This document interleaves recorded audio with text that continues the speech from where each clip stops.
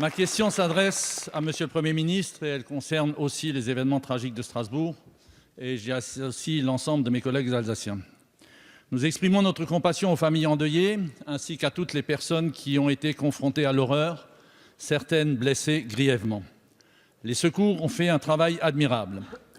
Avec la fusillade de Strasbourg hier soir vers 20 h près de la cathédrale, c'est non seulement l'Alsace mais la France entière qui est touchée au cœur. Les propos du procureur de Paris, Rémi Heitz, sont malheureusement sans équivoque et confirment que le terrorisme a une nouvelle fois frappé notre territoire. Depuis les attentats de Charlie Hebdo en 2015, nous déplorons près de 250 morts sur le sol français, victimes innocentes d'attaques terroristes. Cette fois-ci, c'est le Christkindlmarkt, nom alsacien du marché de Noël, qui a été la cible. Ce marché traditionnel, depuis 1570, attire près de 2 millions de visiteurs par an. C'est Strasbourg, l'européenne, mais surtout Strasbourg, capitale de Noël, fête symbole du christianisme, qui a été visée. Le maire Roland Ries a souhaité que les Alsaciens puissent se rassembler dans la fraternité de la douleur. Monsieur le Premier ministre, au-delà de l'émotion, du recueillement et de la compassion, comment comptez-vous réagir et lutter plus fortement et plus efficacement contre cette menace terroriste permanente? Quelles mesures entendez-vous prendre pour mieux protéger les Français et empêcher que de pareils drames ne se reproduisent? Merci, cher collègue. La parole est à Monsieur Christophe Castaner, ministre de l'Intérieur.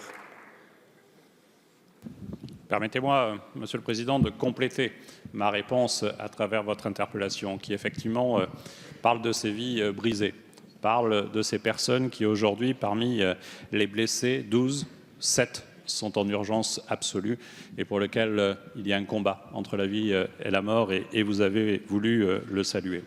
Je voudrais évoquer la suite de l'intervention de celui qui est suspecté aujourd'hui. Je disais qu'à 19h45, il avait commencé à semer la terreur. Il l'a fait, et vous connaissez fort bien ce territoire, dans l'ensemble du site du marché de Noël. Il est passé ensuite rue des Grandes Arcades, où il a fait l'objet d'une intervention de nos forces sentinelles, qui l'ont blessé, puis il a continué rue Sainte-Hélène, puis à l'angle de la rue des Moulins et de la rue du Pont-Saint-Martin. Pendant ce périple, 3 individus, 3 personnes, des citoyens ont tenté de l'interpeller. L'une d'elles a été blessée à coups de couteau. C'est aussi cela la citoyenneté, c'est cette capacité de certaines femmes et de certains hommes à être héroïques.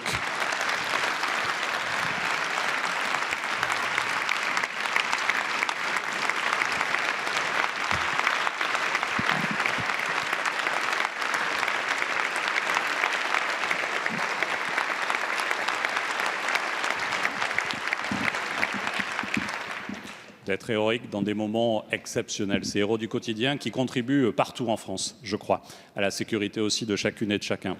Et puis, il a pris un taxi, il a traversé, il était au quartier du Neudorf, que vous connaissez aussi, et là, il a fait l'objet de 2 confrontations avec nos forces de sécurité. Des tirs, des ripostes, et ensuite, il a disparu, l'enquête se poursuit. Vous nous avez interrogé sur les moyens à mettre en œuvre. Ils sont d'abord liés à la reconquête du renseignement. Et donc, face à ces nouvelles formes d'attaques dont notre pays peut faire l'objet, depuis 2015, vous savez, des recrutements massifs ont été engagés. Nous les poursuivrons. 1900 personnes seront recrutées au sein de la DGSI pour renforcer le renseignement. Il faut aussi adapter le renseignement à tous les niveaux.